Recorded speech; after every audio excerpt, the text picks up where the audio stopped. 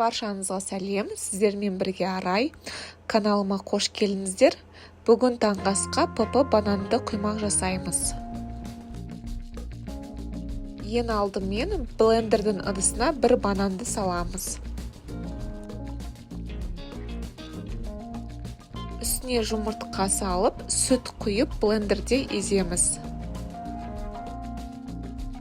Егер сіздерде блендер болмаса, онда жай ыдысқа бананды шанышқымен езсе болады. Енді сұйықтықты басқа ыдысқа құямыз. Үстіне күріш ұнын және қопсытқыш қосып, венчикпен жақсылап араластырамыз.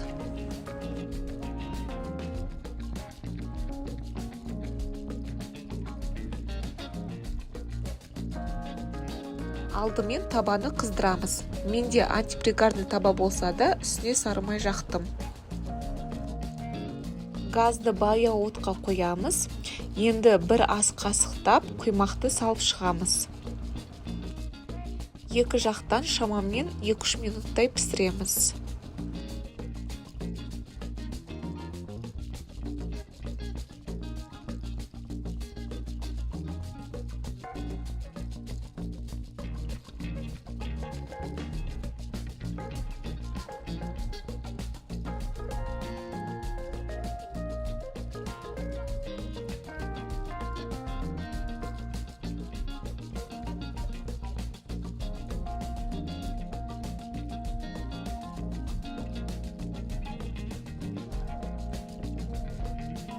Көбінесе таңғы асқа осы ПП бананды құймақтарды жасаймын. Өте тойымды, қаймақ немесе вареньемен столға қойсаңыздар болады.